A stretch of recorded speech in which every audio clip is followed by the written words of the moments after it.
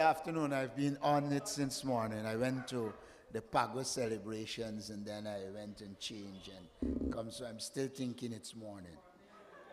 Good afternoon.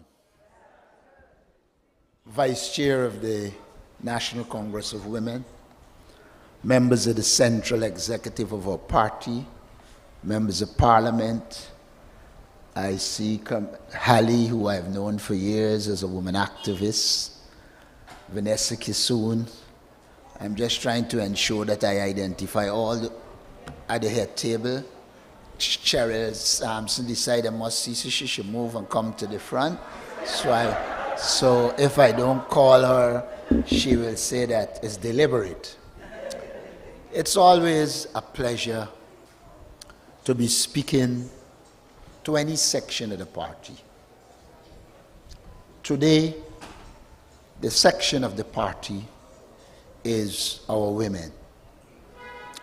But this one is exceptionally special because in a long time, a very long time, I have not seen so many young women assembled in the party.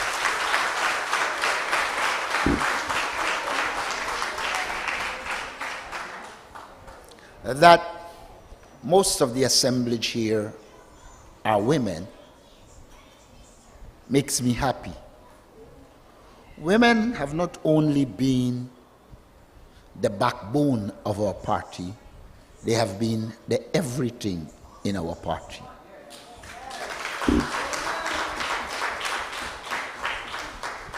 Men tend to be in front and be seen. They're fronting. Women are always present and the driving force of our party. Forbes Burnham used to tell us, if you get wrong with the women in the party, you're dead. I hope I'm alive and well. Our party has a long but very important history. And the idea that the women are meeting with many young people is more significant when it is noted that our women's arm was formed in 1957 and our youth arm was formed in 1957. For those of you who might not know, it used to be the Women's Auxiliary, and then it changed to the Women's Revolutionary Socialist Movement, and then with the changes in the post-Cold War era, it became the National Congress of Women. I want to say to you as women, you must be very proud. And more so, you must be very proud that you are a woman in the National Congress of Women. I do not say this with emptiness. I say it because our women's arm has always been in the forefront of the struggle for women for equality and justice. That today, or let me put it differently, amongst the young people, how many of you know what is a bastard? If you know what is a bastard, stand up. Amongst the young people. Amongst the young people, if you know what is a bastard, stand up. The fact that you do not know, what is a bastard must be attributed to the women of our party. Years ago, when we were a very elitist society, when a child was born out of wedlock, that child was called a bastard. When a child was born out of wedlock, that child did not have certain rights that children have now. And it is the actions of Lyndon Forbes Sampson Burnham the People's National Congress, and the women's arm of our party, that all of those things are history and that all our children are treated equally.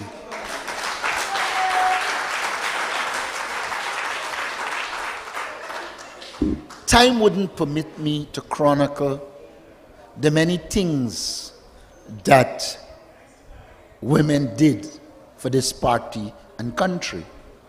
But I must mention at least one more. How many of you know, young people, that Guyana used to import saltfish? If you know Guyana used to import saltfish, raise your hands. Young ones, somebody owns, good.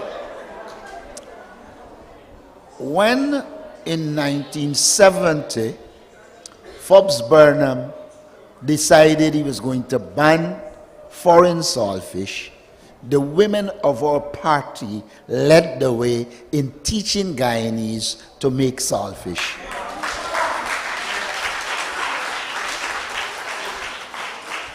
Many of you will not know that there was a time when we imported preserved fruits, when we had more fruits than where the preserved fruits were coming from. And it is the women of our party, led by Lyndon Forbes Sampson Burnham and his wife, Viola Burnham, who was head of the women arm, that we began to process local fruits and created an industry that many who criticize us benefit from today.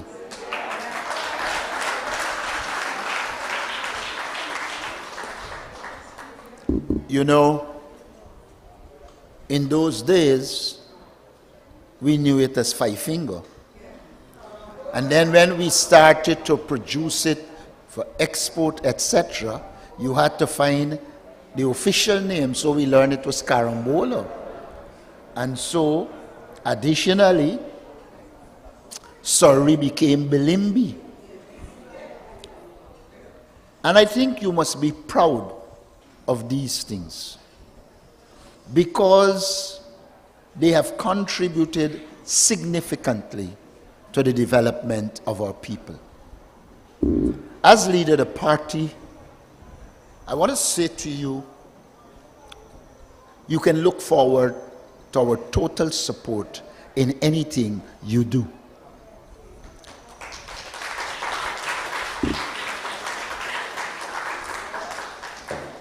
The task of our women generally is important. Sometimes we forget that the majority of our women, or the majority of teachers, are women. And so you play an important role in molding our nation outside of the home. Many seem to not recognize that most nurses are women. And so when it comes to medical care, women play a fundamental role in our society. And for that, I want to say a special thank you to all women in Guyana. But even as you perform those tasks, you have to perform the more fundamental task of managing families. When you live in a society in which poverty is at a high level, as Guyana is, you need special skills to manage the little money you get. And while the men enjoy themselves, it is our women who manage those scarce resources to ensure our children can stay alive and do well. Again, I say congratulations.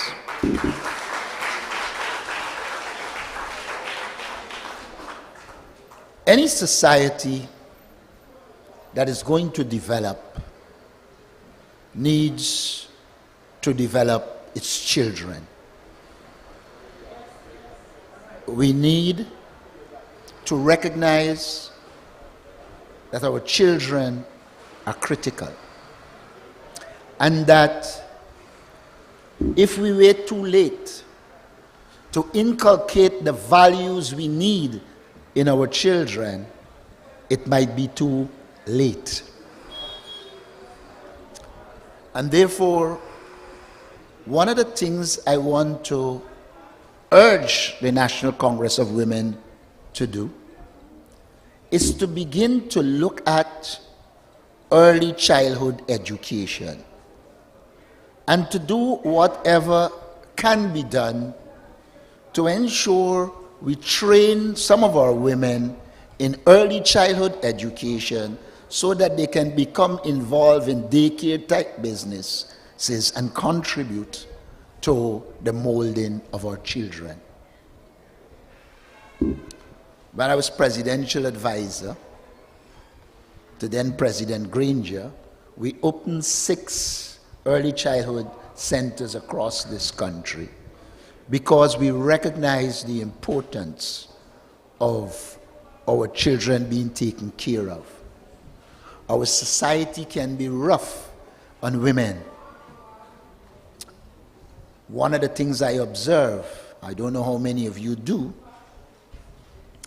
but if in the nights you happen to be on the road, you will see a large percentage of the security guards going to work are women. It is something we tolerate for now, but on getting government, it is something we need to rectify. Because a lot of times, children are left alone. And that is why I urge you to become involved in some amount of early childhood education. Because I believe there is scope for the development of an industry in which children whose parents are working can find a comfortable place to stay, while the parents are assured that they are getting the right treatment and they are getting the right upbringing. We have to begin to focus on our children. And while I'm speaking here to women, I also say to the men I know, and when I speak, that men have a critical role to play. And when men abandon their children, they are sometimes condemning their children to poverty if the mother doesn't stand up and be counted. And so I want to also urge the NCW to begin again what we used to call the pioneer movement. We had in our party a particular category of young children under the NCW. We used to call them the young developers. And so I want to say to you, begin to engage children and create young developers for our party. A lot of times when we do not educate our children, they can be misled because they don't know their history. And so we have to begin to inculcate into our children our history. There are those who try to suggest that as a government, the APNU, AFC, and by extension the PNC, did nothing. 3 years after the PPP in government, I think it should be obvious to all how much we did. First, the society was at ease. It doesn't have the tension it has now. Secondly, our police approach to our citizens was different. They have returned to the lawlessness of the pre-2015 period. It should be obvious to all that the cost of living was much better and lower under us than at present. At some stage, I think our women will have to take their pots and pans and go somewhere in the front of a government building and beat them and let them know those pots are empty. I want to make it clear that under us as a government, we give significant increases to pensioners. We have shown that we care about people. We gave the most significant increases in wages and salaries ever. We trained many young people, gave them skills, and kept many of them out of trouble. We were gradually reducing the crime rate, which is going up under this government. I'm saying these things to say to you, life was better under the APNU AFC.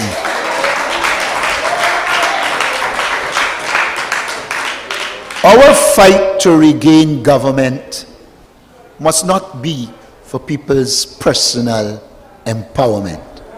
It must be for us to serve our people. We need to serve our people because our people need honest, efficient, and effective service.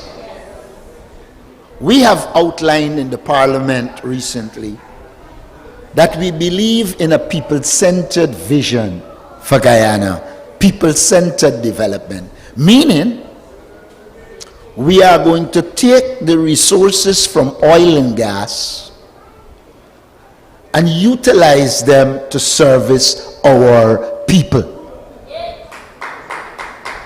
We believe that this government could have increased the minimum wage to $150,000 per month, but they refuse to do so. While we believe there must be infrastructural work, we believe some of the money that have been put in infrastructure, which is likely to go to corruption, should have gone to increase the wages and salaries of our people. We believe that many things, we outlined 20 things or 22 things that could have been done to bring the cost of living down. The government seems to have no interest in bringing the cost of living down.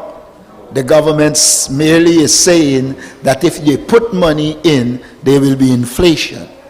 Now, that is a manifestation of incompetence, because you can put money in and take the actions to deal with inflation. But the big problem is the government doesn't care. The things I outlined to you that we did them without oil resources. So you must imagine us with oil resources. We will do a much better job. But we can't wait until government to do everything. We have to begin now. And so one of the first things I want to urge you to do is prepare yourself to give your children a better life than you got. I believe in intergenerational preparation, meaning you do everything within your powers legally to give your children a better life than you. Don't overgive. Not having none could be as overgiven, could be as bad as not having anything. So try and find the correct balance, because we need to prepare our children for a better future. And I want to say this. I came up in an era in which my parents said to me, my father particularly, get an education. I want to urge you to get an education. But I also want to urge you to get a business mentality. If you have an education without a business mentality, you're likely to work for people until you die. But if you have education and a business mentality, you're likely to have people working for you and do much better. And so, we need to focus our children on both becoming educated and becoming business oriented. We need to say to our children that our generation would have made mistakes. Many of us spend more money on entertainment than on self-development and savings. We have to change that. A lot of times our money comes into our community and it goes out at one shot. Most other communities, money circulate 5-6 times in the community before it goes out. We need to learn to spend in our communities and build sustainable communities. We cannot continue to be consumers and not producers and business people. That is one of our realities. In this regard, land plays a critical role. We need to change our approach to land. We need to want land. We need to utilize land. We need to let land work for us. But more importantly, we must not give away our land easily. Anybody coming for our land must come for a fight. Many they are who saw the people of Mocha stand up. I don't believe that fight is over, because we will work hard to get government, and once we get government, they will get back those lands.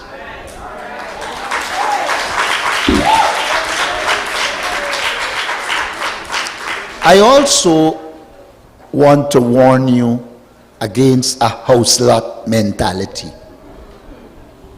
This government celebrates giving people a house lot, but a lot of times it can become a burden, because you get the house lot, you have to pay to build the house, and you utilize a lot of your resources on mortgages, and so you are tied up virtually for life. We need to begin to focus on land with a house, but land to do other things. In Parliament, I indicated that a government led by the APNU AFC will do what we call a rent-to-own program. Meaning, we will get involved in constructing houses for our poor people, and what we will do is develop a scheme in which they pay rent, but this rent will be like a mortgage, and so once they pay a certain amount to cover the cost, they will own the house.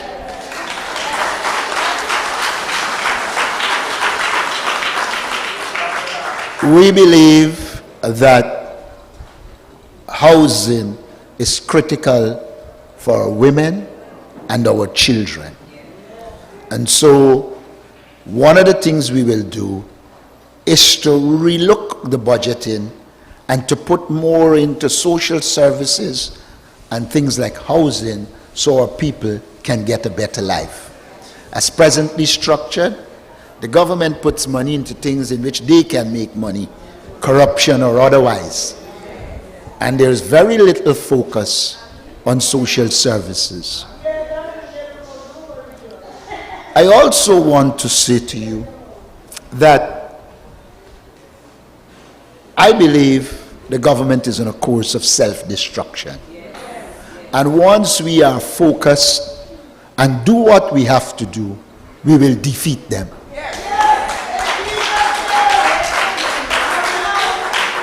But I also want to say to you, they are not a people who take defeat easy. So we will have to be focused, we will have to be steadfast, and we will have to scrutinize everything that they do. Sometimes we give up power too easily. We have to change our focus. You, the women of our party, I said earlier, have been and continue to be the bedrock of our party. We want to urge you to continue to do that, but to also expand, go out and bring more women in. Organization is critical.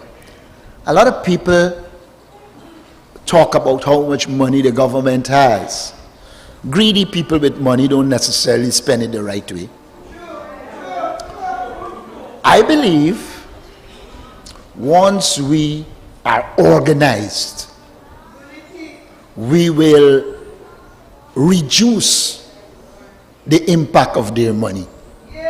Organization is the most important thing in winning an election.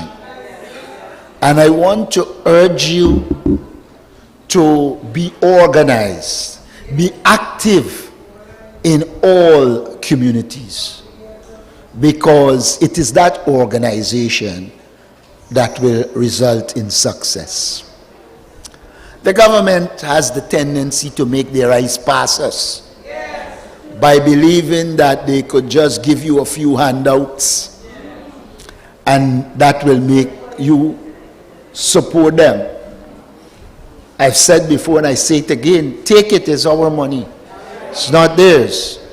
But we have to speak with our people, encourage them so that they understand when the time comes, they will vote for us because we will be a better government. The government is delivering crumbs to our people. I made the point recently that among 8 contractors close to the PPP of one ethnic group, they gave contracts to the tune of 5.5 billion Guyana dollars. And then in our communities, we have people celebrating they get 35,000 to clean a drain. We need to focus them to let them know that there are more resources out there and we need to be focused on getting government so we can allocate those resources and develop people. We cannot be carried away by the pittance that is coming from the People's Progressive Party.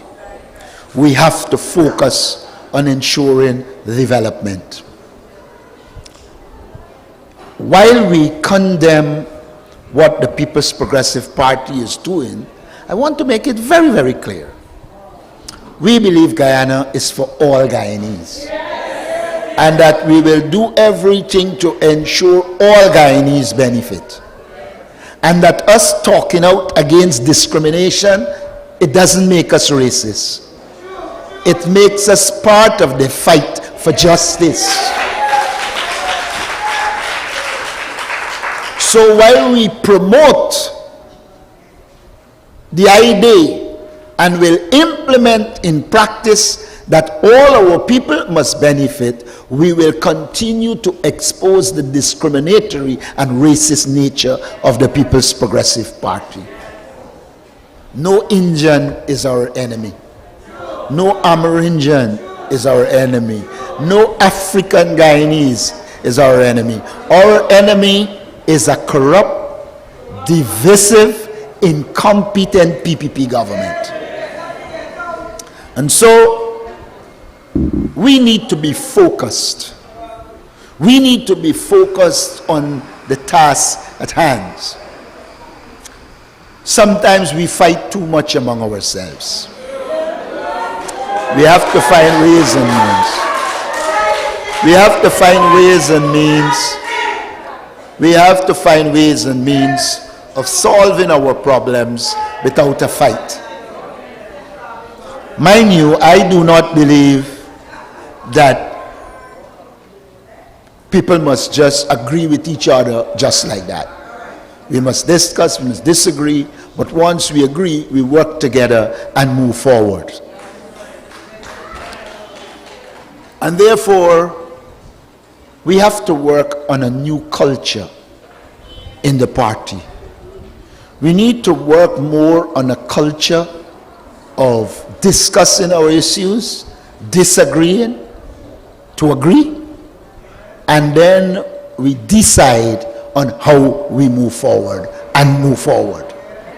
That is what is going to make us successful.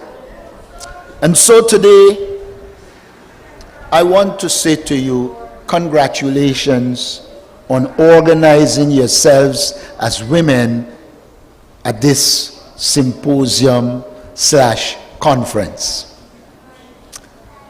And I would like to see it shift from region to region. A lot of times we miss when our members from different regions meet, they develop friendship and solidarity. I'll tell you a story. The first time I came to New Amsterdam in the 1970s was an exchange between Linden YSM and New Amsterdam YSM. I would like to see the NCW do more exchange programs among its membership. It helps to create links. It constitutes activities that people want to be involved in. But most importantly, it helps to strengthen our organization. Today, you're assembled here because we're celebrating International Women's Day. It is my sincere view that apart from International Women's Day, I accept that we must celebrate International Women's Day. Women have fought for it, we got it, it must be celebrated. But there must be more of these outside of International Women's Day. It's needed. As the women of the party, in some regard, you are the main controllers of the party. Nobody fool you, know. Every man in this world has a woman controlling him. No matter how he pampers it. No matter how they pampers it. I got a friend to say, boy, I there home there, but you know, I just run around the house. I can't run the house. The woman just run the house. We don't object to you running the house. We don't object to you doing all that you're doing. In fact, we welcome it. We believe it should be taken to higher levels in education, in economics and social development. And I do believe as the NCW progresses, you will continue to support our party, strengthen our party. I wish to once more congratulate you on having this very important activity, to wish you all the best as you continue, and to say, remember, you are political, you do social, you do economic, but we must focus on the political to achieve our main objective, that of ensuring we return to government. Congratulations and thank you.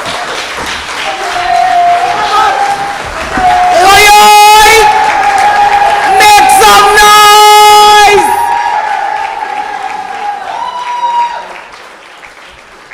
Thank you, sisters. Well,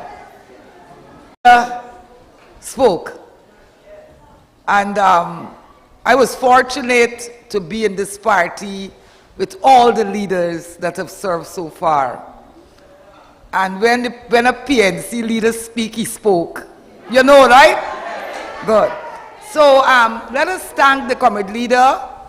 I know under appreciation it will be done, but the comrade leader has another activity that he will be addressing. In the next 2 hours, he has to be in Georgetown. Let us pray for his safe return to Georgetown so that he can meet with more of our comrades, and we are in battle mode to take on the enemy, the PPP. Comrade leader, on behalf of the women of the National Congress of Women, the mighty women of the party, we thank you for coming all the way to the ancient town of New Amsterdam to be with us here today. Thank you, and may God guide your steps back to Georgetown. Could we all stand as the leader takes his exit? You don't going now? Oh, he ain't leaving now. All right, well, he's going to sit down. I hand the program over to the panel. Sister Burnett. Thank you very much, Sister Carol.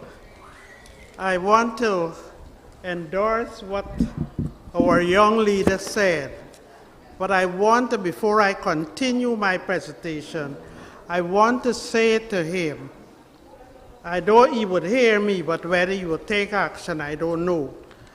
At the moment, they're looking at revising the Constitution. Isn't that so? Is that so? Especially the part of where it comes to the Elections Commission. In the past, when we fought before the present Constitution was up, say, we had asked for 25% women to be in the Parliament, regional and national. Some party, especially the PNC, APNU, they complied, but the PPP did not put forward those women, that amount or that percentage.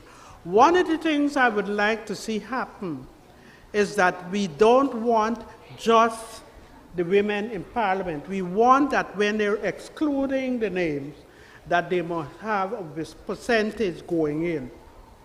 I don't know if you follow me. Yes, but not just the analysts, It's not just that 25 names that you put up. It must be other women. So our Constitution must reflect the percentage of women on the national list. Yeah, but we don't want... You understand what I'm saying? We're asking for the exclusion from the list, so much percent. We don't want it to be what they exclude. We want it to be a larger percentage there. It must reflect the number of or the percentage of women that are on the national list. So you're not asking for a pittance of women to go in Parliament. You want a larger percentage. And this we want the government, when they're talking, when they're negotiating, to fight for that. I mean, things like having International Women's Day declared a holiday is one other thing that I would like to see us push for. Now, I'm supposed to be talking about history, but I have to cut short all of that. I had to give way. I endorse what the leader said, but I want the women, in supporting other women to go into Parliament, they must put their support in a positive way. There's too much infighting within the groups. No, what's she going to do? She going to come there? No, we don't want that. If we put up these women, please support each other. I remember years ago an organization that both Cheryl and I are involved in. It's called the Caribbean Women's Association. The Minister of Barbados spoke strongly about infighting in the party. We have to cut that out. We cannot have infighting. It takes us nowhere. So in whatever we do, whatever we want to show the young people, we have to be positive in our doing and support. I'm going to end my presentation, Madam Coordinator, because I have to give way. But International Day for Women started as International Working Women's Day. So the USSR, the Soviet Union, and all those women in Czechoslovakia and all of that, when they were fighting for women who worked. Now we're fighting for all women. And I'm just fast forwarding. In 1975, it was declared International Women's Year, 1975. And I remember as a young person going to organizations to talk about this. International Women's Year also at a conference which was held in Mexico, and representatives from our government went. And when they came back, the task was to put certain things in place. Barnum was the first person, as people say, when Vayo and he sleep in the night, to whisper in your ears, so you have to hear. He was the first person who made them present a paper, a state paper in Parliament, 1976, Cheryl can back me up with that, about the equality of women. We still fighting, Brother Leader, Brother Aubrey, for a national policy on women. And I hope that you will be able to make intervention there. I remember coming at Foreign Affairs and speaking to you, because Magda had delegated me to go and talk to you about this policy on women. We don't have a policy on women. We do anything. All the laws we have, we need to put them into policy so that women can really benefit. And so some of the things that Mr. Norton spoke about can happen, things like child care and all of that. We signed on to the ILO Convention, what is it, 156 or 169, to have facilities for women who work. You must have daycare and aftercare facilities. So all the burden don't leave on the women. If you have to breastfeed, have a center where women who are working would go. So you put it in a way where a set of women would have their children go. If people have their elderly relatives and they have to go to university, they have a place. Provision is made. ILO passed those things. ILO is the International Labor Organization. And we have signed all those things and nothing happens. It is for us as women to push the government so that they can push a national policy to ensure these things come into place. Madam Moderator, you want me to stop now? So we can have another session where we focus primarily on some of these things, right? And we hope Brother Norton will take us seriously as women. And you don't gloss over us or make anybody convince you.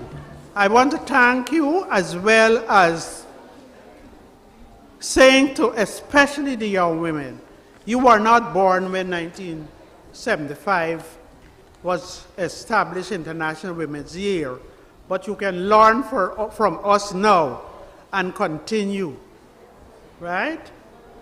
I don't think I can remember. I just forgot when Mr. Aubrey started to talk. Everything just went out of my head. You see, I have this. I can't even talk from this, right? So as the Bible says, there's a time and season for everything. International Women's Day is a time for you to reflect on past struggles and difficulties and go forward, strengthened with policies and points that you can really live with. Thank you very much.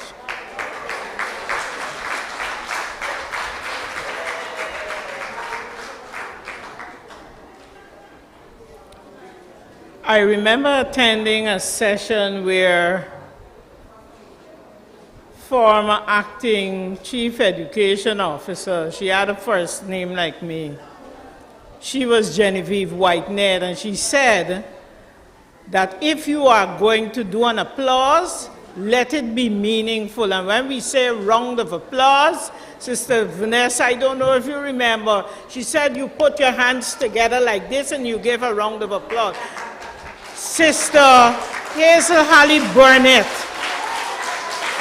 just shared some vital information with us just after we listened to our leader, Comrade Aubrey Compton Norton. Could you give her a real round of applause? I'm now going to make one announcement. We are going to have lunch during the session because you will recall we're working against time, so lunch is served. I will now invite Sister Malika to bring her presentation.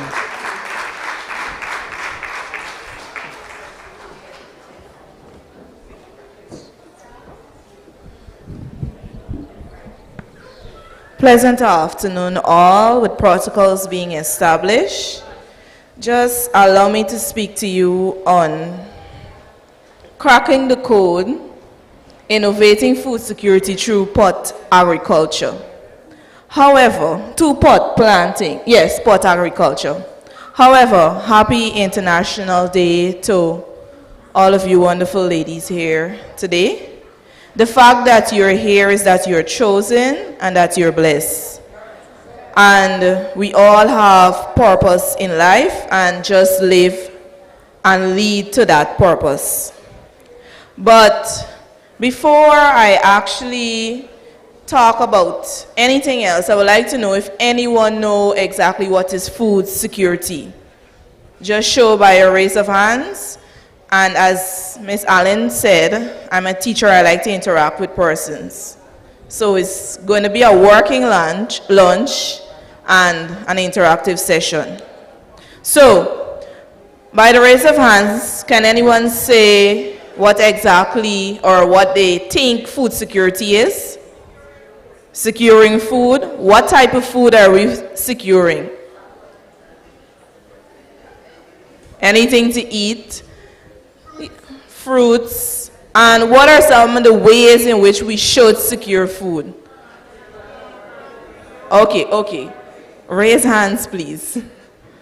I didn't get anything that was just said. Plant your own food.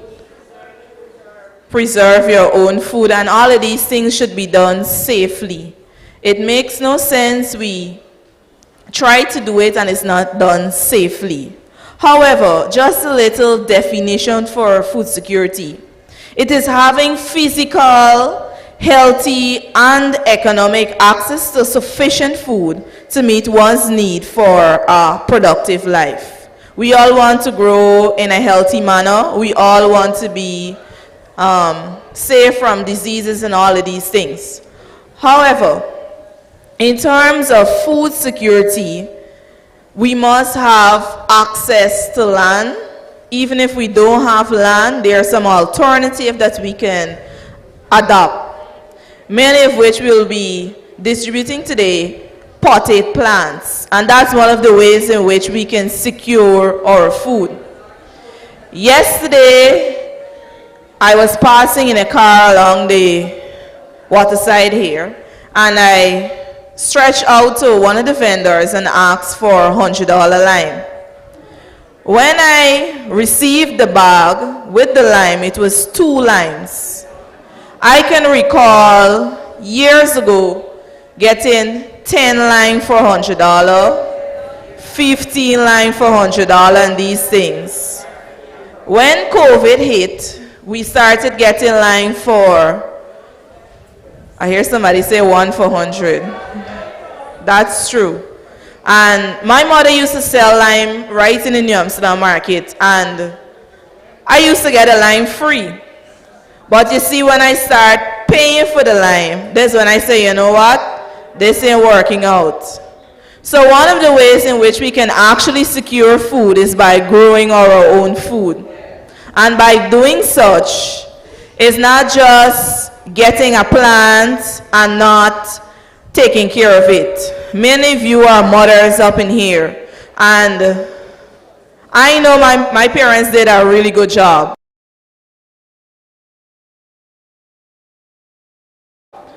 And as parents or as mothers, in taking care of a baby, you will know, in order for them to grow as big as I am, you need to take special care. The same thing you need to do with your plants. You don't just put a plant on a bed and expect to turn up 6 weeks after and get a good yield. So, whenever you receive anything regarding, generally, whenever you receive anything, you should care it. And today I would like to say as well, when you receive your plant, take good care of it. That's the only way you will get nice big bell pepper, nice round tomato. When I say round, I see some round ladies, even myself. That's the only way we can get round stuff. And the thing about it, many see agriculture as labor intensive, but agriculture can be sexy. I know that for sure. At my workplace, we have a shade house. So I can go into the shade house with my heels, and the kids will say, Miss, we ain't got to change off in overalls and long boots today. I said, no, we're doing it a little different. So even though you have your land, even though you have your space at home, and in some cases your entire yard is concrete, you can still have agriculture going on.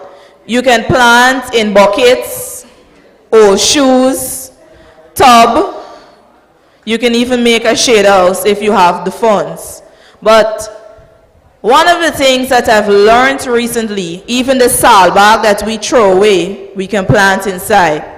It provides aeration for the plants, which is allowing enough air to go to the root, so it will work well.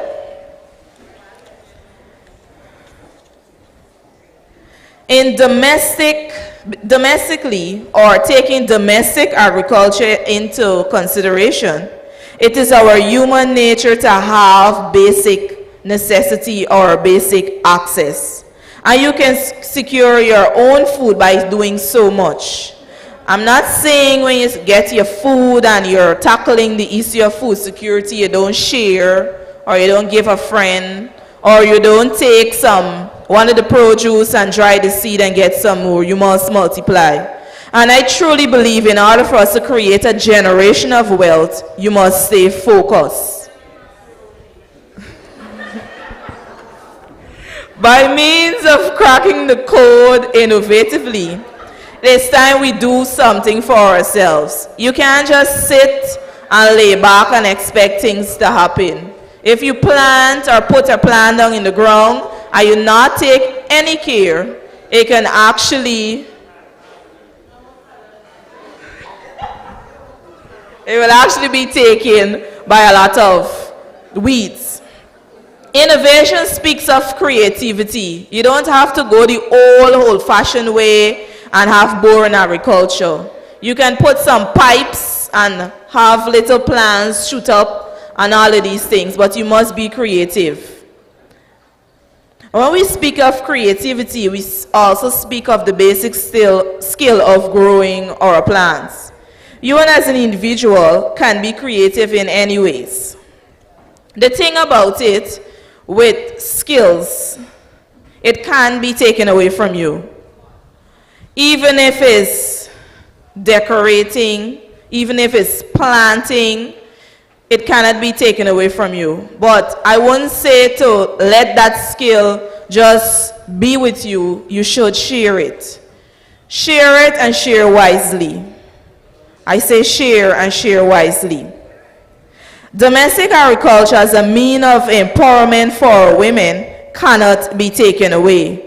And when I say domestic agriculture, it's for yourself. If I had a bearing lime tree, I had to pay $100 for 2 lime yesterday. Trust me, it beat me. Because things like celery, as I heard mentioned earlier, and shallot is pretty much expensive. You got to know what you're doing. The thing about celery, once you plant it and you take good care of the root, you can just harvest the stalk and it keeps replenishing. So I admonish you to plant things like celery, some sweet pepper, things that you can have an extended, let's say, not a shelf life, but an extended life. Even when you plant things like your pak choy, don't just harvest the entire root out. It's form of domestic agriculture. Cut the stems itself, leave the root and it will shoot again. All of that is securing your food. Today, it is no different as a woman in agriculture. It is our job to educate each other, be a helping hand, and most of all, support. Even if you get some extra cow mold, some extra paddy hulls, depending on where you're living, even if you have chicken manure, you can share it with your fellow sisters in order to enhance our agriculture sector.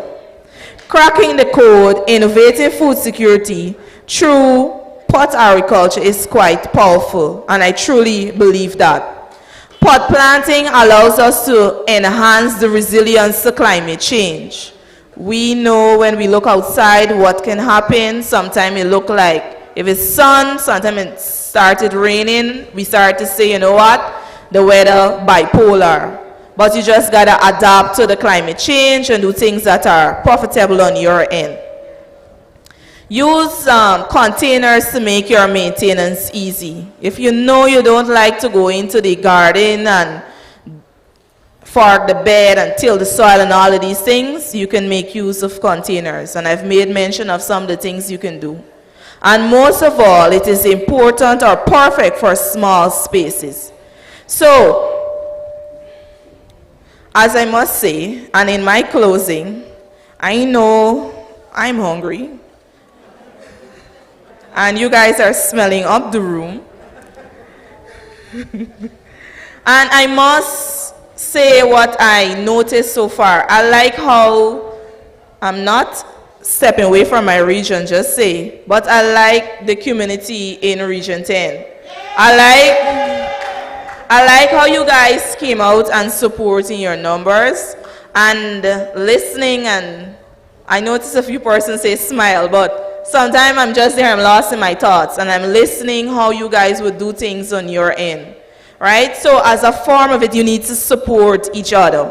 So as to work with our team, innovating agriculture, assessing or sticking to food security, which is so that you can have sufficient food economically and healthy food, you must support each other. So with that, do have a good rest of the day. Enjoy your Women's Day tomorrow. I know I definitely will. And now I'll hand you over. And I must say thanks for having me today. And do have a great rest of the day. Thank you.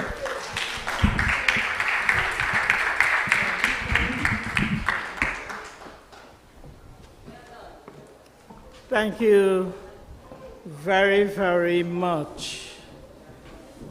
I know that you were eating while she was presenting, but I trust that you understand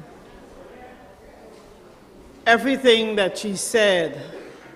And I want you to understand something. Sometimes we don't understand how blessed we are in Guyana. But if you are to visit North America, where they have 4 seasons, it is at this time of the year that Guyanese will begin to put seedlings down into a pot, because most of them don't have the yard space into a pot. And you should see them grow She spoke about celery and pak choy, as my cousin will tell me. He got some squash seeds and some poi seeds, and see them do their own food security right where they live. I'm saying that for you to understand that we have an abundance of land where we are.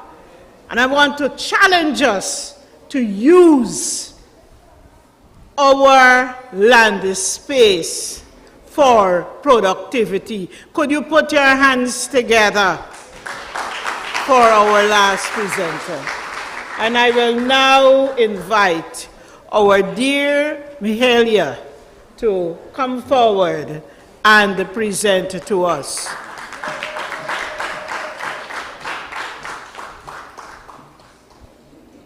Teacher Vanessa, I will say again,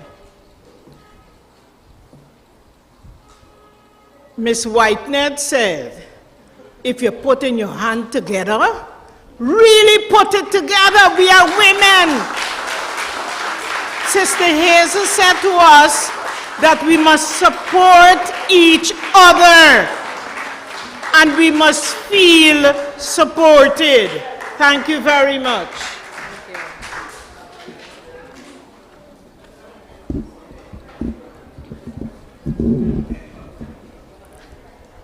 Good afternoon, everyone.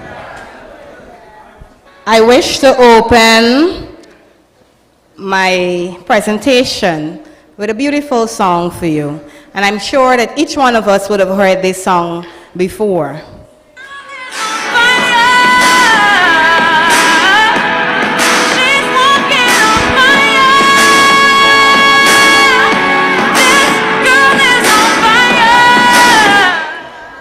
So I want you to turn to the person next to you and say, this girl is on fire. Now look, I am a theater arts teacher.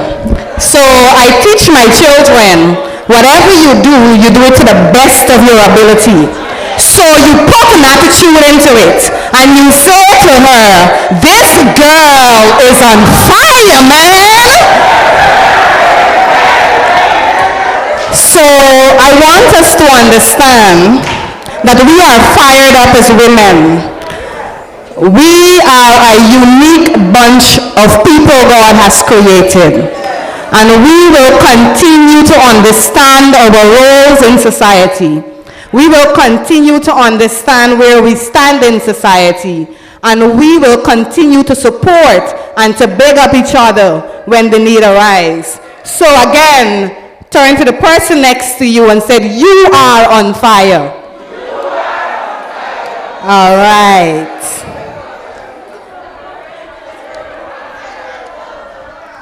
So, I was tasked with ensuring that you understand how we can use agriculture in business. And before I do so, I want to give you a little synopsis of my business. While it has nothing to do with agriculture, it has to do with skills and creativity. And I believe that each one of us, the Bible tells us that our gifts will make rooms for us.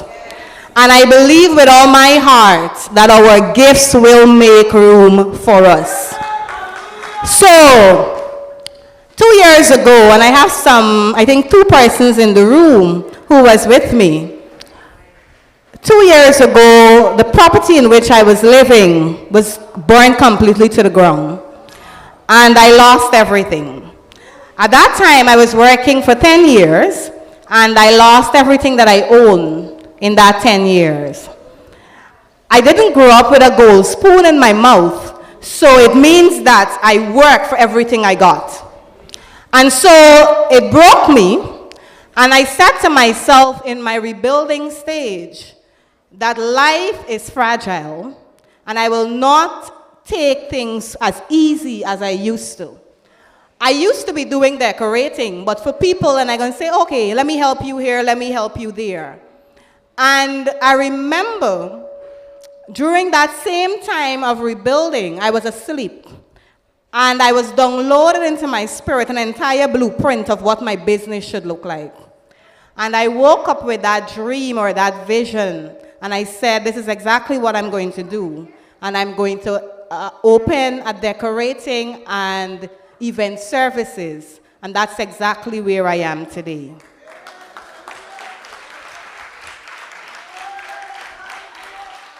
And I'm saying this to let you know that sometimes we go through so much that can break us, but we are resilient people.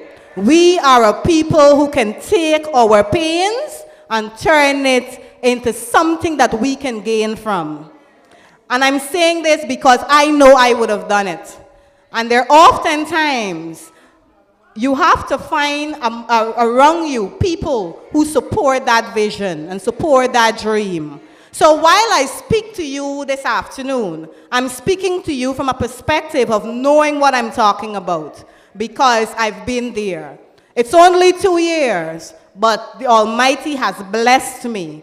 And the thing is, you have to be grateful for where you are presently. All right, so I want to let us talk a little about agriculture, but more specifically about agro-processing. I know too many times our people are planting, but some of these things are going to waste. Because of a neighbor, or we sell a couple, and then what? We just don't want to be wasting anything that we have. Like Miss would have said, and of course she's a teacher like myself, so we tend to big up our teachers around Vanessa and so on. We tend to big up our teachers when we see them. So Miss would have said, look, while we know that it is not as strenuous as it used to be, like in the days of my grandmother, because I grew up, and my grandmother planted everything that we had to eat. So I remember that one time, if I can give you this joke, one day we will cook okra. She always had okra, and she always had thick leaf callaloo. One day we will cook okra, the next day we will cook callaloo, the next day we will cook callaloo cook up, the next day we can cook okra plus callaloo plus something else, and at the end of the day, we ensure that it was the best pot you would have ever had.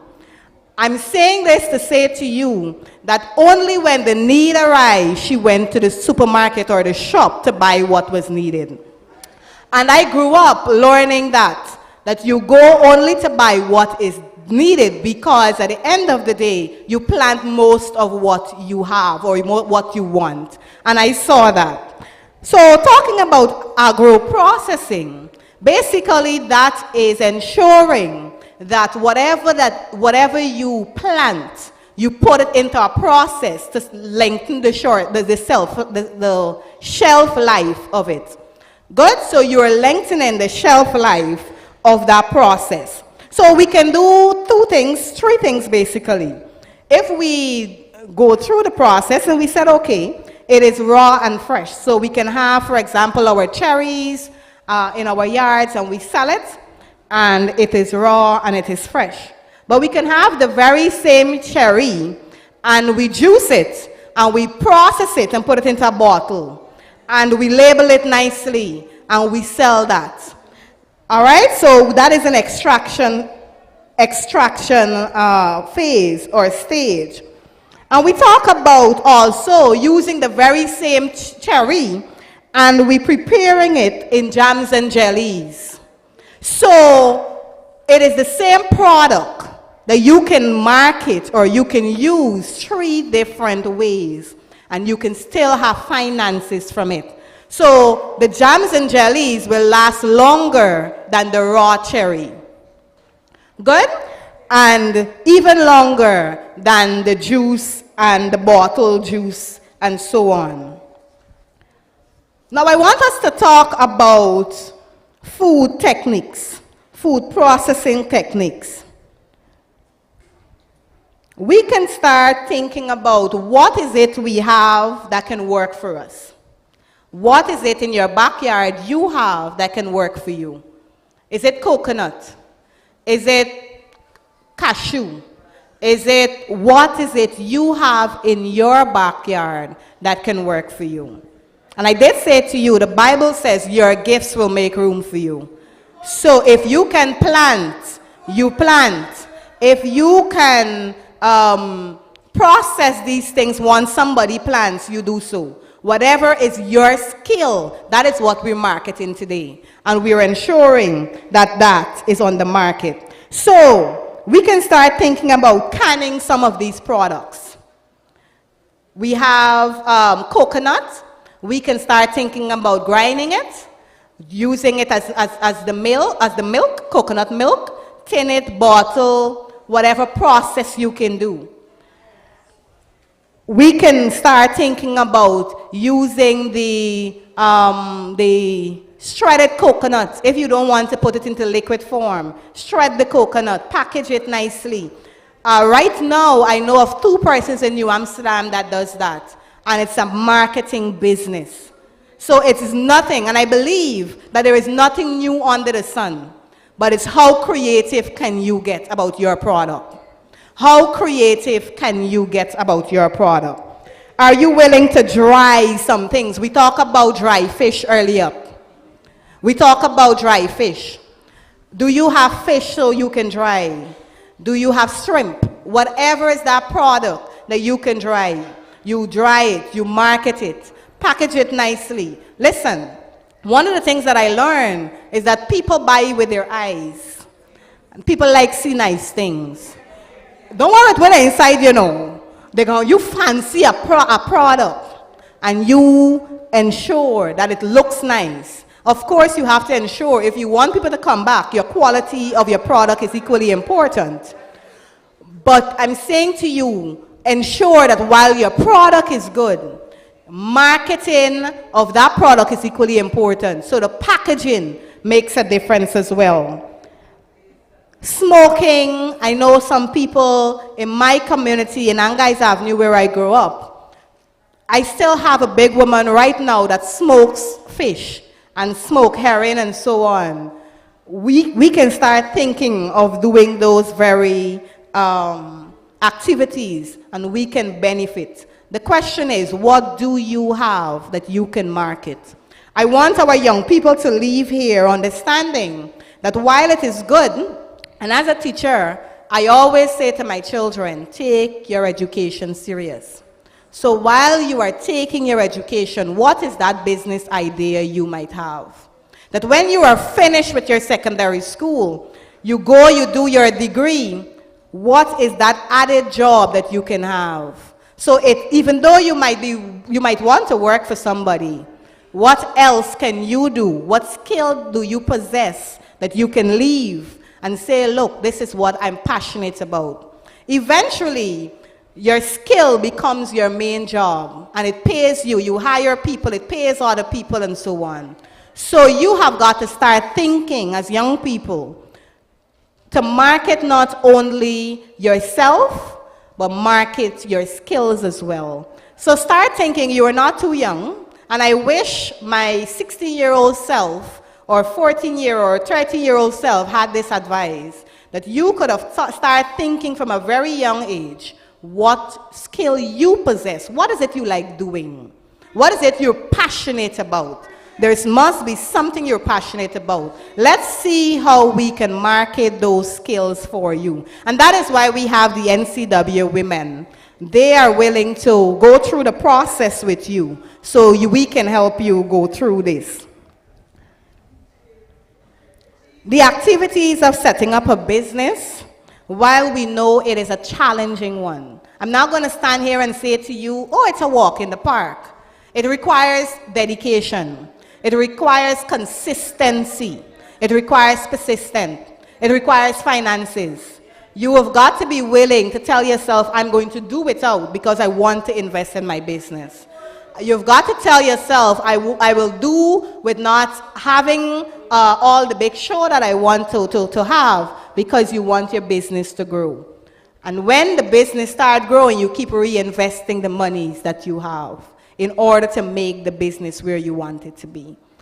Why am I saying all of this to you? Because I would want to know that when we leave here, each one of us are fired up. This girl is on fire. Each one of us is fired up enough that when we leave here, we know that this is our business idea. How can we tap in to some government loans and government opportunities? I tell people, listen, many of these things are our money. The Small Business Bureau that's giving us a hard time, it's our money. So we will go after it because it is whose money? Our money. And if we don't go after it, they will have the opposite, their people, and they will give them those that we don't occupy. I've told every young person I can, our task is to occupy and take up space. We're not allowing anybody, could be who they are, whether they are our competitors, whomever they call themselves, we are going to take up space equally. So when we have the opportunity, we use every opportunity. They're going to push you around, they're going to frustrate the process, but you must be persistent. You must ensure that everything you do is of dedication and you will reap your benefit. I see in the house, we have one of our sister here. She's bottling cassava, casserip, is that it? Please stand for us. And she's a typical example, and I can tell you a story of her. I can tell you a story of her because my grandmother used to work with her mother when I was a kid. And what I'm most proud about is that she continues the trend of our family and our family business. Put your hands together for her.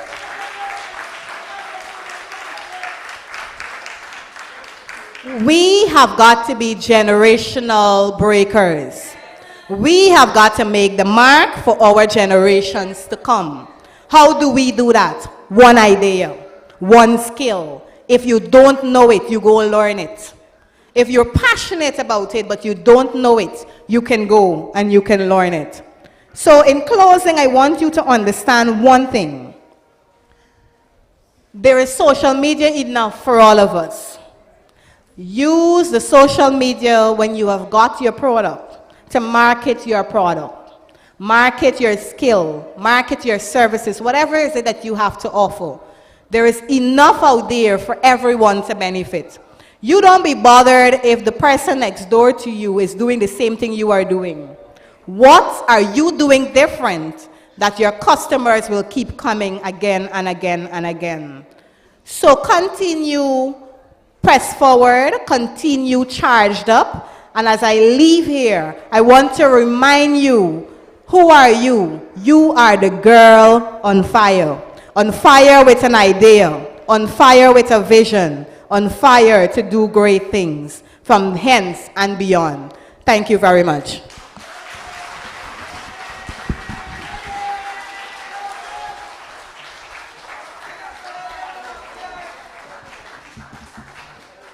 And so after listening to the presentations this afternoon, I trust that we are leaving here on fire. We are cracking the code. And through cracking the code, we are innovating food security, even though the theme says through pot agriculture. I'm quite sure that ideas grew out of the presentations, because I'm happy that we learned that we are not only going to use pot agriculture, but we are going to use shade agriculture, and that we are going to use the excess produce that we would have gained to preserve into another product. We're at the item that says plenary session, and I must say to you that we're working with time because we have to cross at a certain time.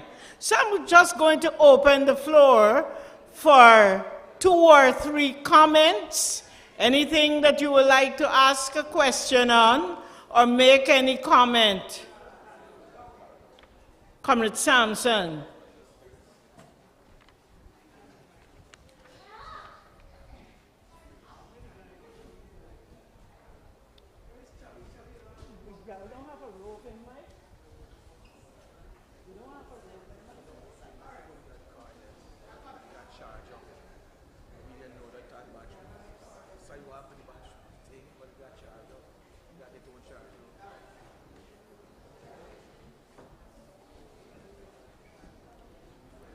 Madam Moderator, panelists, ladies and gentlemen, I sat down there, and when I listened to these two young teachers, I'm a retired teacher, I went right back to 1980. We had a convention, and our theme was produce or perish. But I can tell you something else.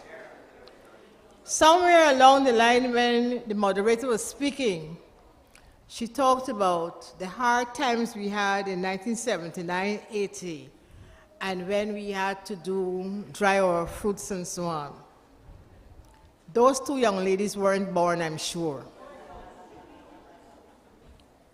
We had something called the solar dryer. The WRSM, our predecessor, had something called an appropriate technology program. And we came and we were at the New Amsterdam Technical Institute. And we were in Skeldon.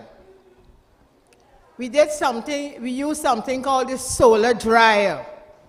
The agriculture teacher might know of it, but I think that some of you young people should research it.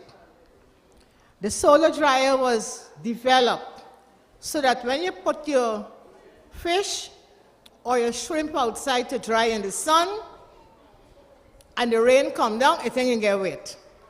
Because that solar dryer absorbed the heat during the day, and you could have left it there during the night, and you put it back out in the sun the next morning. We use the solar dryer to dry our fruit, that same carambola and bilimbi that the leader was talking about. And we exported it.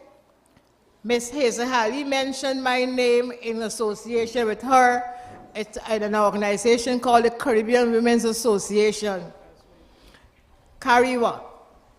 You could not go to a Kariwa meeting without carrying carambola. And we had the rum-flavored carambola and the candied carambola. You used to have little exhibitions. By the time Guyana arrives, you had people used to come and say, what you bring? So before you could unpack, they already bought it out. So when it's on exhibition, it has a sign said sold. And the people who are visiting used to quarrel. But the solar dryer was used to dry all the fruits.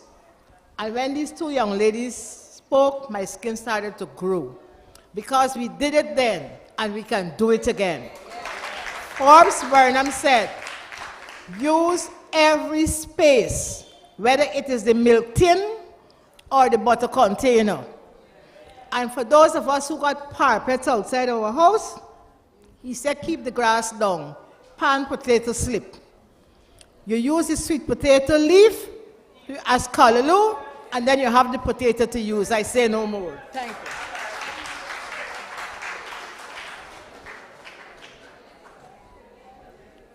Thank you very much, Comrade Sampson. Is there any other person who would like to make a comment?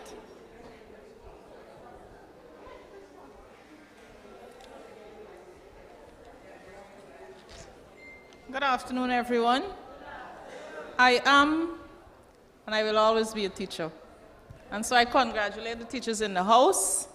I have a problem with the teaching system, because what I see is that they teach the children just to pass an exam.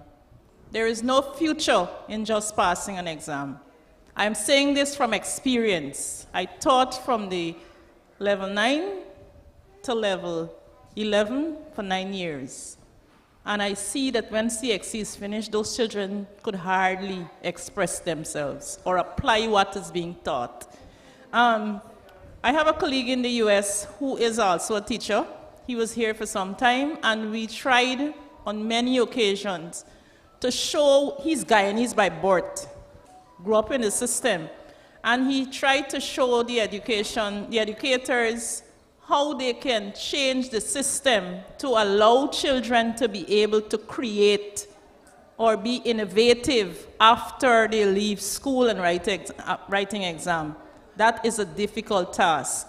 I know that presently the curriculum is being revised, and so with the intervention of the senior people in the House and those who have influence over the education system and the educators there, I trust that you can make an impact in having them think about changing the curriculum to help our children to be able to have a better future.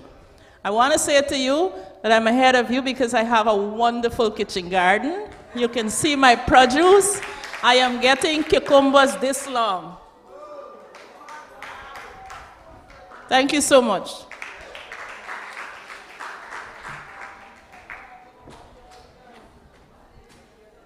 Good afternoon, everyone. May I introduce myself? My name is Sharon Smith. Yes, the Sharon Smith. As I look around, I see a lot of powerful women in this congregation here. And I want to say how happy I am to hear when my sister spoke earlier. She's a chairperson, the young lady in the blue.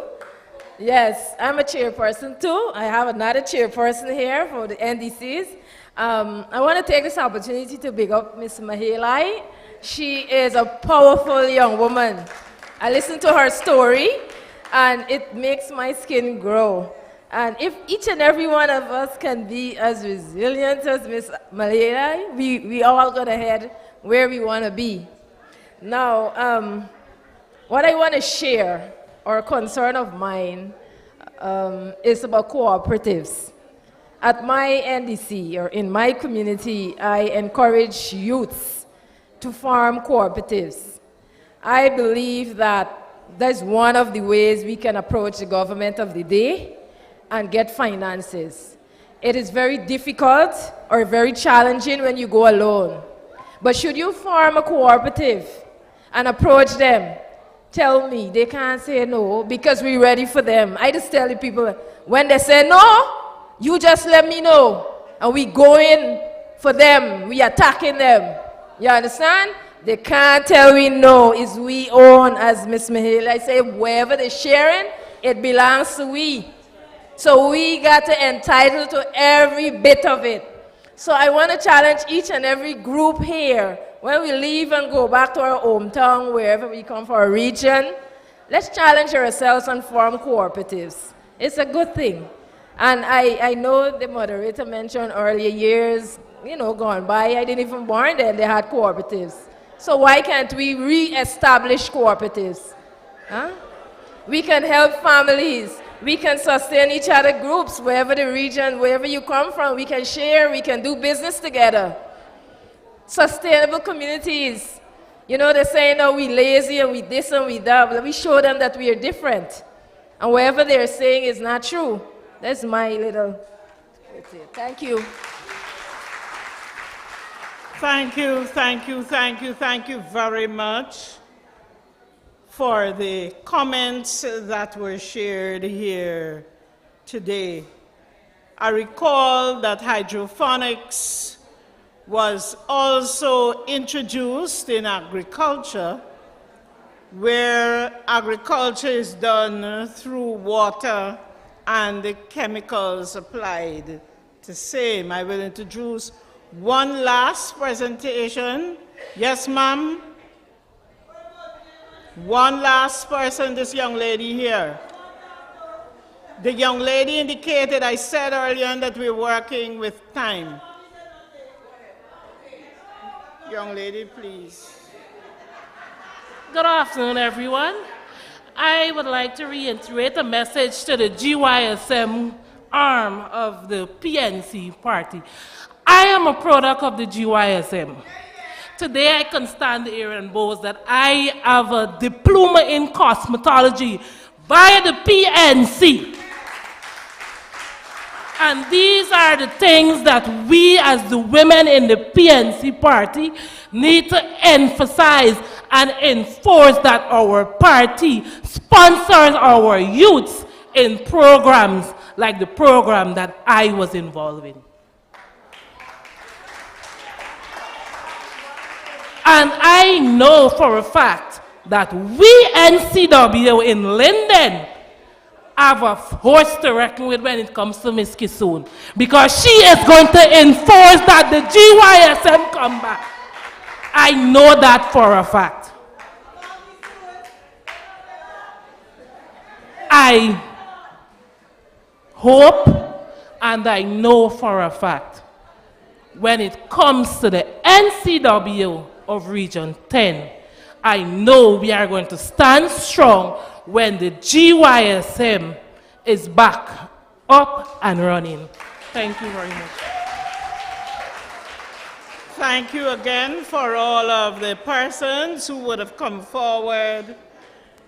I know that the appreciation will be done formally on the program, but this afternoon I would like to thank all of our presenters as they dissected the theme, Cracking the Code, Innovating Food Security through Pot Agriculture, hashtag Embrace Equity.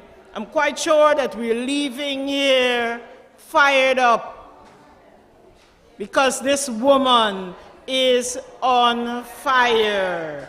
And like as I said before, that I'm hoping that sometime in May, June, July, we can have photographs of the produce that you would have reaped from the distribution of seedlings this afternoon.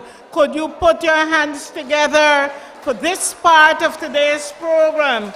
And I'm now going to invite the Madam Chairperson to continue with this afternoon's program. Thank you.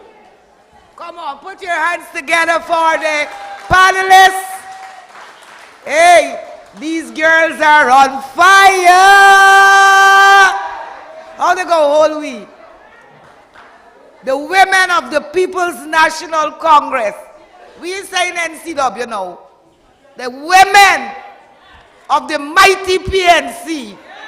Hey, let's call them National Congress of Women. We run things, things don't run we. All right. I'm feeling so blessed. What a wonderful eve of International Women's Day. Sister Karen, I know how you're, I can see East Coast. Yes, I know you're on fire. I can see East Coast inviting us very shortly. Ladies, we're going to East Coast shortly. All right.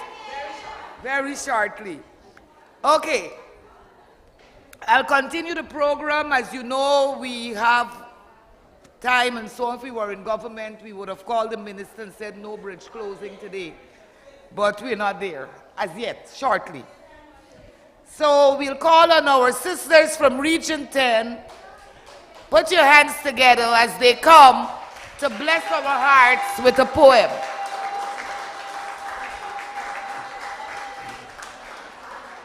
Because we have microphone.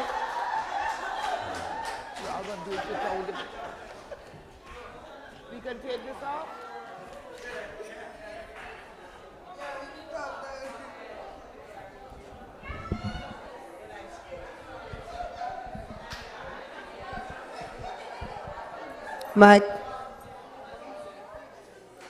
I am on fire.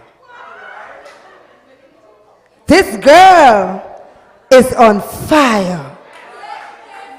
I am a woman.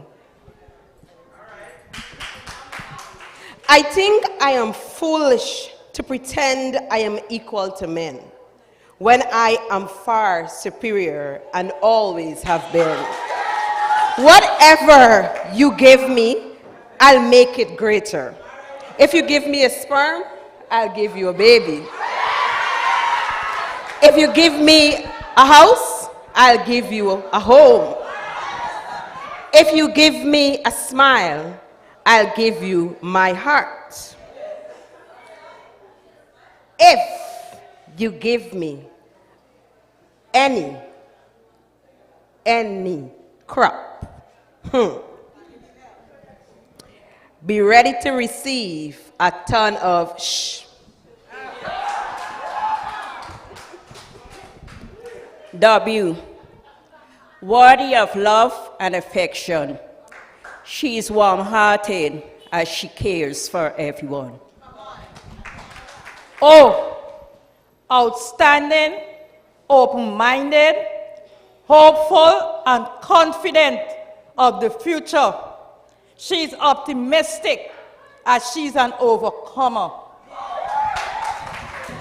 M, she is multi-talented because she is a mother. She is marvelous and like Michelle, she is malicious at times. Stage fright. Thank you. A, with a lot of attitude. She is ambitious, always aspire. She faced a lot of challenges, but yet she is affectionate. And she is noble, she's naturally nice, she is energetic. She is negotiable, but remember, when she's in an argument, she never wrong. W, O, M, A, N, woman.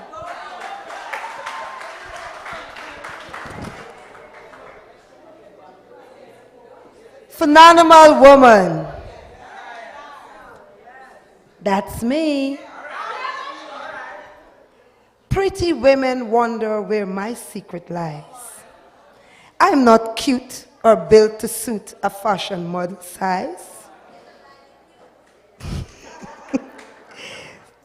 But when I start to tell them, they think I'm telling lies.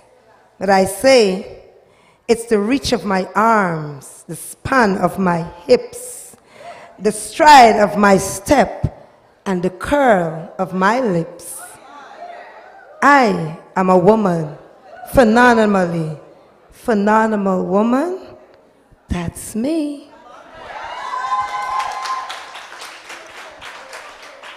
I walk into a room just as cool as you please, and to a man, the fellows stand or fall down on their knees.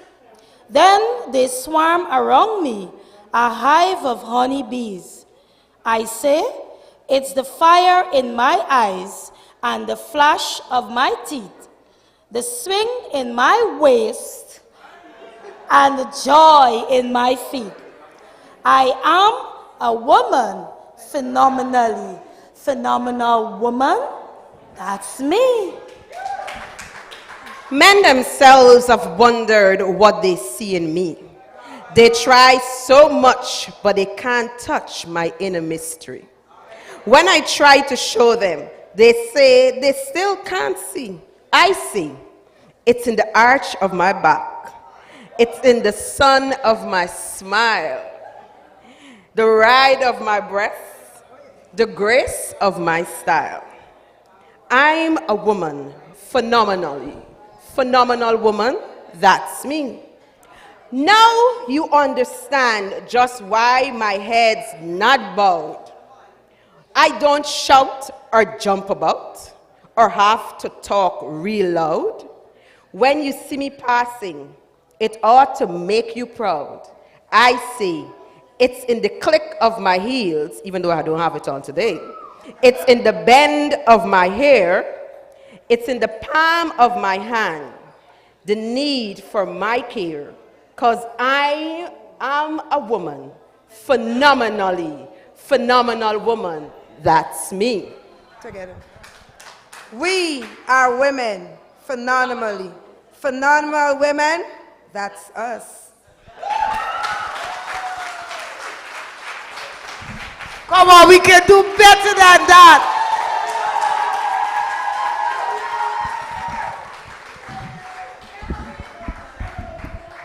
Wait, is them alone?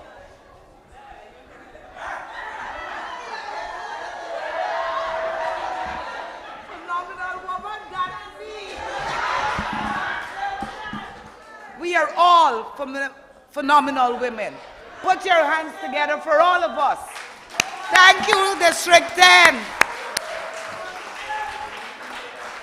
Is at this stage, I like all of us to stand, and we are going to put our energy into this song, because at the end of this program, that is exactly what we will do to ensure that the women of Guyana understand that we are the trailblazers. Come on, ladies, let's all sing.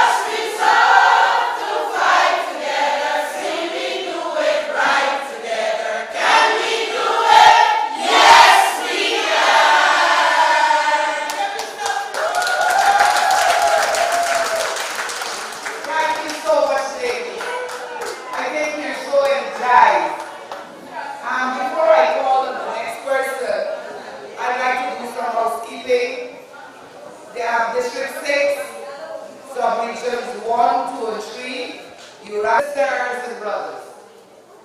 As we wind down today's activity, I want to call on one of our executive members, a powerful young woman. A woman, like so many of our women in the house, have been in politics and striving in politics, and is of course to reckon with. The young woman to whom I speak is a regional councillor in the Mahika Berbice region. She is the national chairperson for the National Congress of Women in the Michael region. She is a fighter. Put your hands together as we welcome Sister Angela McDonald to do the appreciation.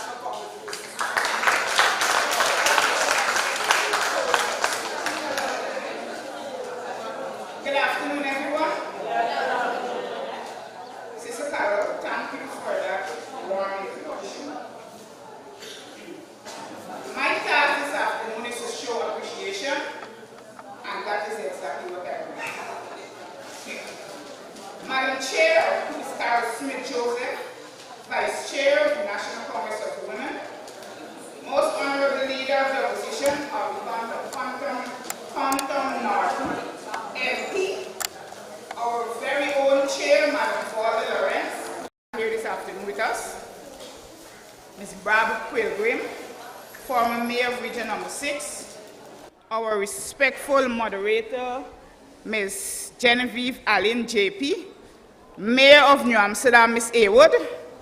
Special thanks to all the organizers for putting together this wonderful program and a timely team together. Special thanks also to all the representatives of the various regions for bringing warm greetings. I would like to acknowledge our life member, Sister Cheryl Sampson, all the MPs and Central Executive Member of our dear party for gracing us with your presence. For words of wisdom and encouragement, I would like to thank Mr. Kurt Fraser, Madam Hazel Ali Burnett, Ms. McCalman, and Ms. Williams. Our most valued invited guests, ladies and gentlemen, it's my privilege to have been asked to propose a vote of thanks at this symposium to launch International Women's Day. I, on behalf of the National Congress of Women and the People's National Congress here together, and on my own behalf, extend a very hearty vote of thanks to all speakers for gracing us with your presence and sharing words of encouragement and wisdom. Every woman's success should be an inspiration to another. We are stronger when we cheer each other on. Also, there is no limit to what we as women can accomplish. Long live the people, long live the National Congress of Women. May God bless us all. Thank you.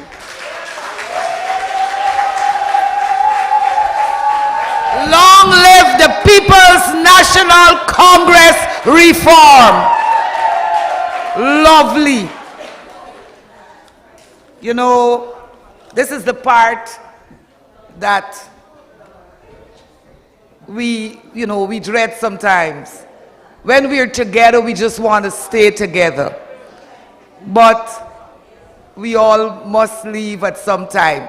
But the leader and most of our speakers, if not all, has given us a task to stay together. We might leave this venue, but we have gotten to know each other. We will communicate with each other. We are going to have exchange visits. I already, we have an invitation coming from Dr. Cummins. So we are going to be sticking together. These girls in here, we are on fire. So ladies, I know every good thing must come to an end. And I call on my dear sister, who, like Sister Angela, will be performing her first official duty as an executive member. This young woman, when she came into this party, she reminded me of me. On the 26th of July this year, I will complete 51 years as a member of this great party. And don't try to calculate me age. Good. And when Sister Vanessa came to our party, it was the same fire that I developed in this party, and I still have, but it's cooling now, you know, as you get big. But I want to say to us all, Sister Vanessa is one of the young women that we all need to put our hands together for.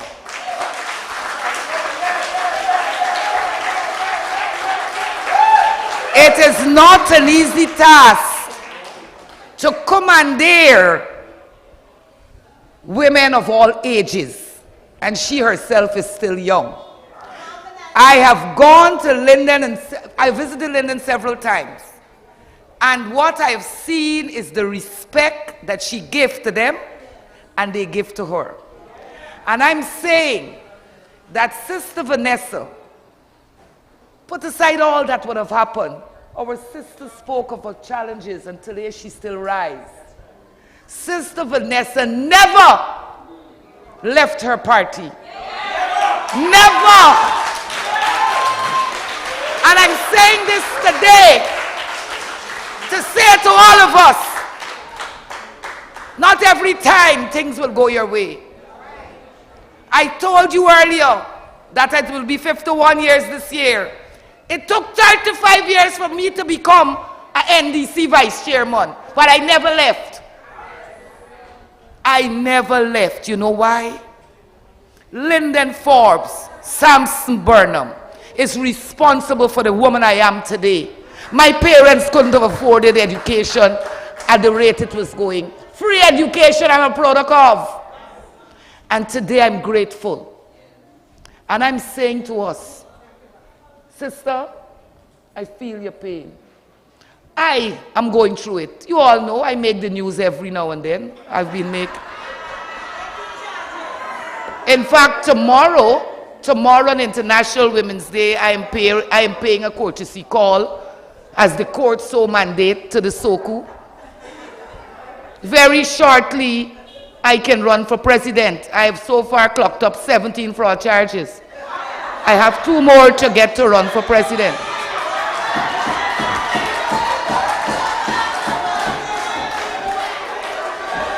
So, the challenges that we face, it will only happen for a time. We never bow. And I can tell you, the first day when I was called to SOKU and I was accompanied by my lawyer, when I got there, you know what I saw? I saw the women of the National Congress of Women out there. And I said to myself, Carol, you're going home. And I did. I'm saying to us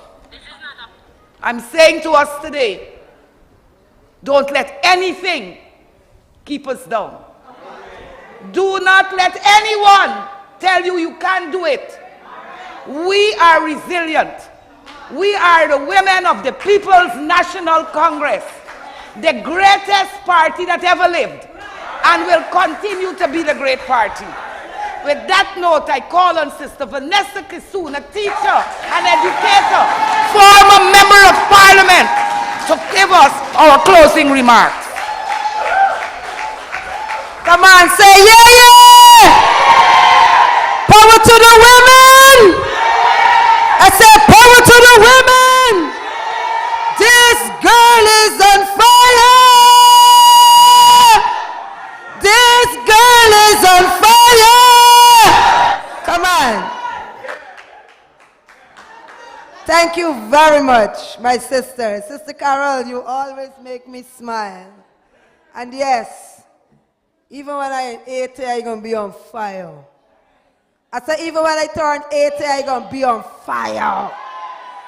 If you believe it and you see it, you're going to conceive it. So this afternoon, all protocols observed, but there's someone I have to recognize in our midst today, and please forgive me for that, because if it wasn't for her, I would not have been here today. And she didn't abort me. She's a woman. She went through whatever she went through to ensure that I'm here to be with you all today. Ladies and gentlemen, boys and girls, put your hands together as I recognize and welcome my mother, who, by the way, is a retired head teacher, and she's also teaching at the Marion Academy at this time. And she brought with her my baby sister, who is a teacher by profession, and so the profession goes on.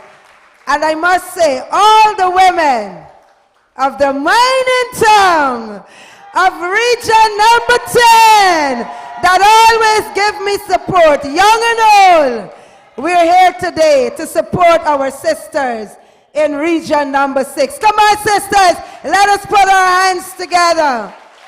You see, one of the things we don't do, and that is what we have to start doing, and all the sisters said it. My sister Mahela, I don't know, your name got so much different pronunciations, but I love you. We gotta appreciate each other.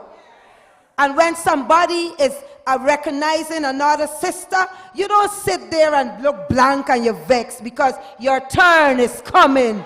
All you have to say is that I am next in line to be recognized, because you are unique. You are a woman. You were wonderfully made. We are God's creation. I'm going to tell you a little bit just now about Proverbs 31, woman, because that's what we are, because the team speaks it. But the leader said something. He said we got to look at economics. We got to look at the social.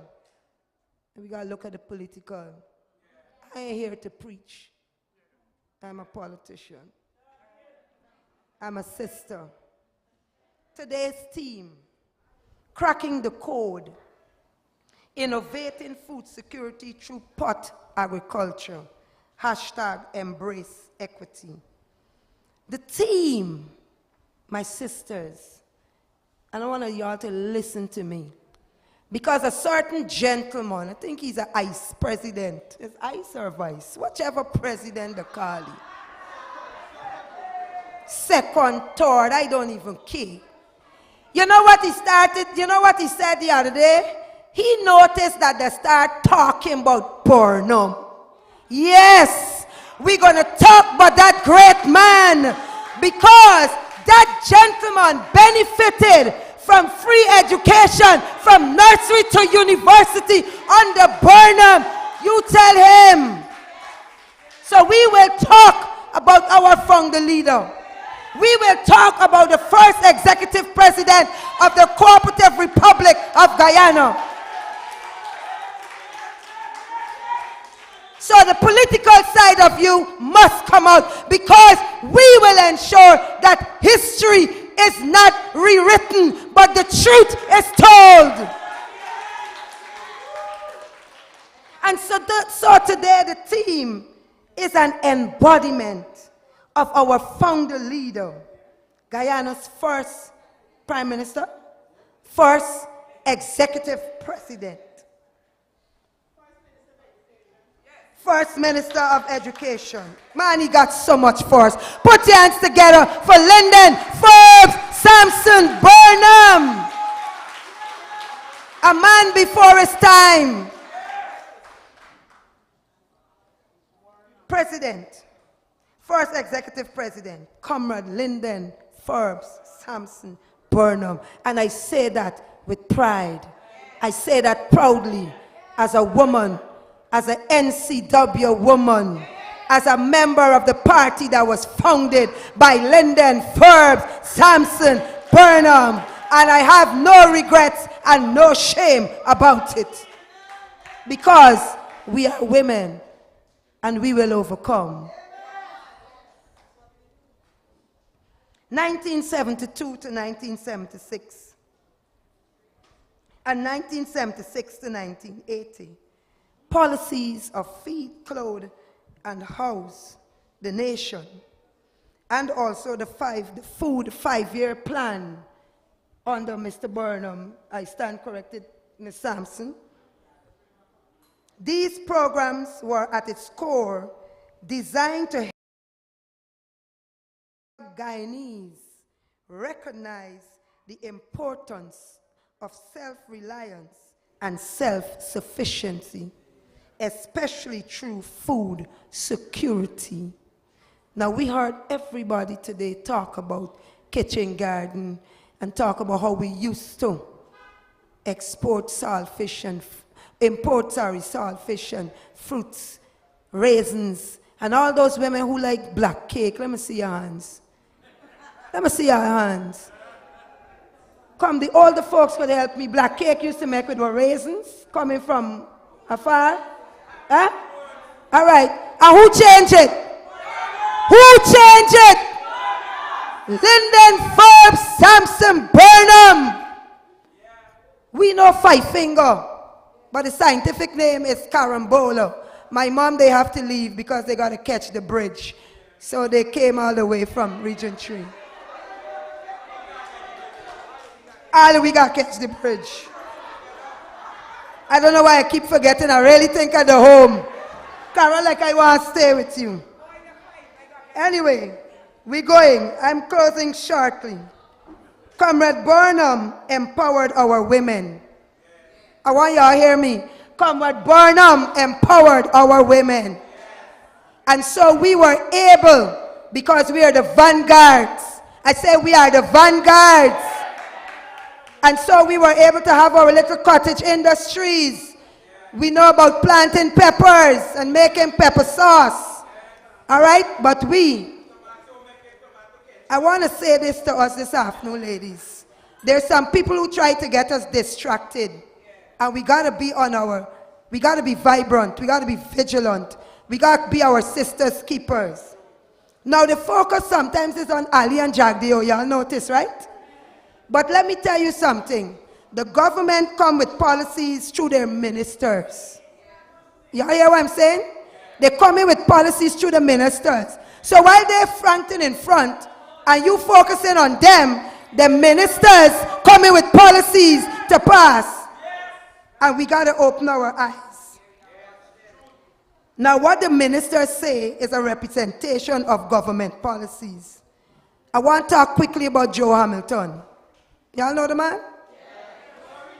When Joe was asked about trade unions, he said that all the unions are interested is about wages and salaries.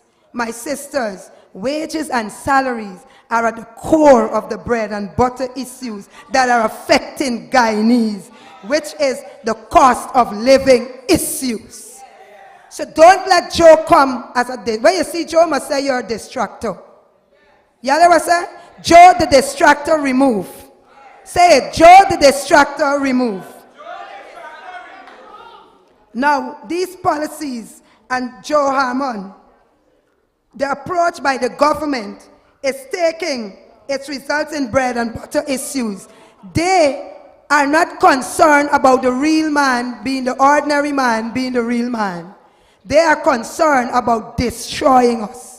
They don't plan to ensure that we benefit. You heard the leader said it. People getting 30-something million and people getting 35,000. We cannot allow that, my sisters. And so we have to ensure that we now look at what we can do in order to be self-sufficient, in order to ensure that we can support each other. Look, how many persons in here are 19 years and under? Stand quickly. You are 19 years and under. You're no longer, 19 is teenage. 19 and under. You're under 19 years old. Come on. Carola didn't say 51 in the party. 19 years and under. Thank you very much. Ladies, you may be seated. My sisters, these are the people that we have to mold. These are the people we have to mold. Do we have any farmers in our midst?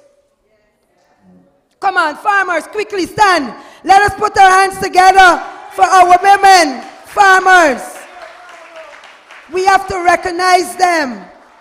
All of us here, and what you may have your seats, what Comrade Burnham wanted all of us to do He said, even if you get a butter bowl, a saucepan, start your kitchen garden. My sister here, she showed me the thing she lying, the cucumber long. Don't get excited over the cucumber, it's long.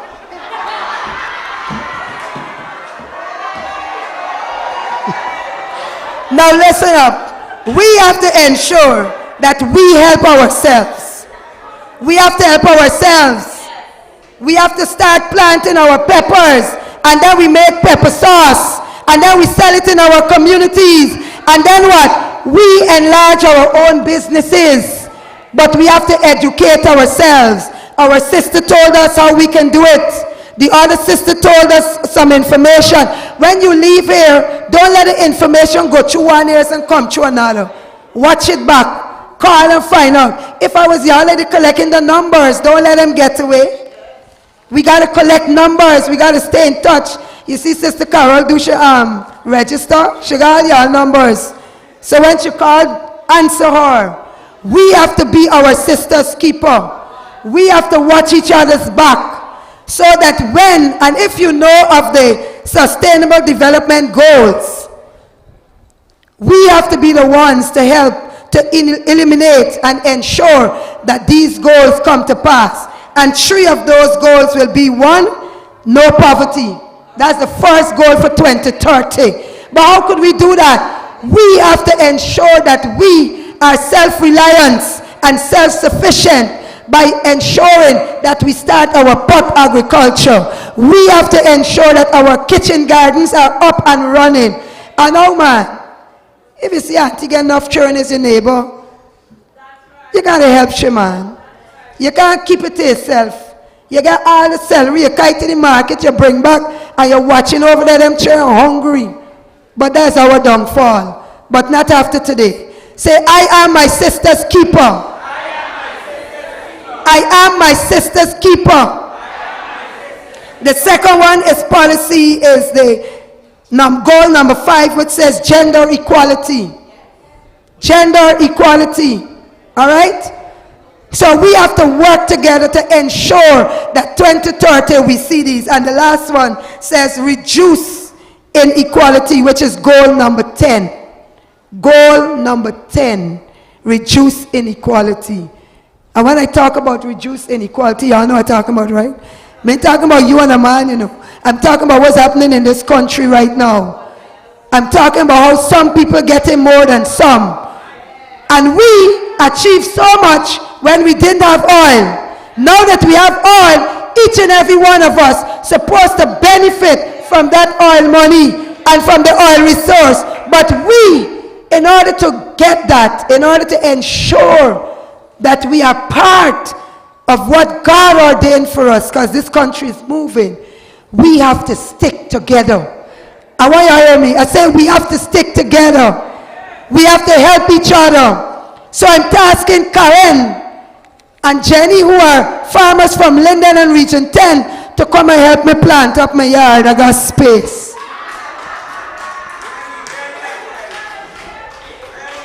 Y'all hear what I'm saying? So this is how we could help each other. If you get extra plants, you get seedlings, we share among our NCW groups. Y'all are hearing me, sisters? If we help each other and we teach these young ones how to do it, let me tell you something, as old women, as big women, we ain't gonna got no problems. Because all who get diplomas in cosmetology, we gonna get free facial. Put your hands together, we gonna get free facial. Because you know what? We have to invest in our future. And our future are the young people, the young women and the young men. And in order for us to invest in them, we have to teach them. We have to educate them. We have to guide them. And most importantly, we have to protect them. Because I want to leave here, I'm not going to read Proverbs 31, woman, for you. I'm going to ask you to go home and read Proverbs 31, woman, from verse 10 to verse 31. But I want to say to you, there is a plan of the enemy. And the enemy said that they're going to make our sons and our daughters two things: security guards and gutter cleaners. I want y'all to listen to me. But we today stand here together in this room. We are saying we will not allow it, because you know what the enemy wants? They want us to say, even the crumbs that falleth from the master's table, do the dogs eat it? But we, the NCW, the women's arm of the People's National Congress Reform, will not sit by and watch our young people go to waste or anyone take advantage of them. We will protect them. We will guide them. We will teach them. We will work together. I am my sister's keeper. Tell your sister, I am your keeper. I am my sister's keeper. Ladies, I ask you to stand this afternoon.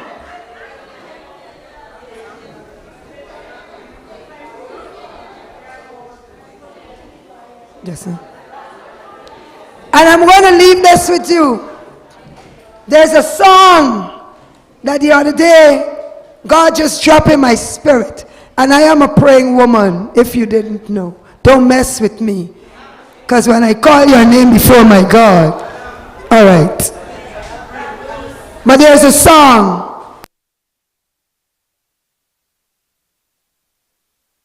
Return to power.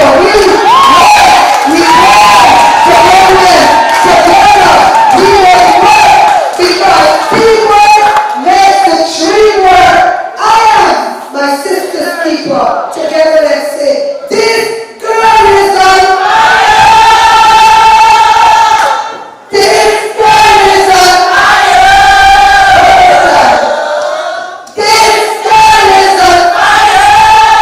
Let's take the fire and keep the flames burning.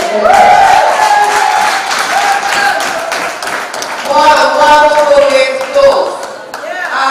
Just before we sing the first and last time,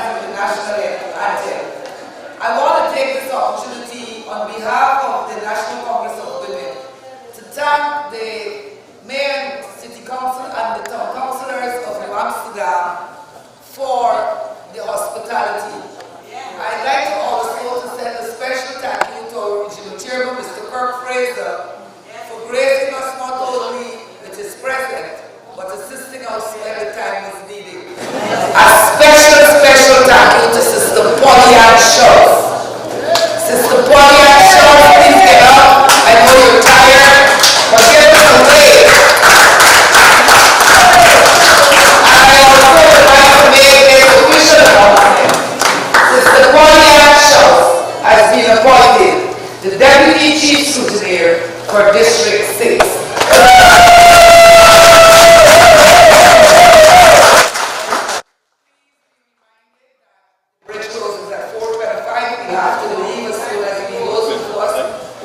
Take our times to get there, start walking as soon as the bridge. Good afternoon, Mr. Chairman, Mr. Joe.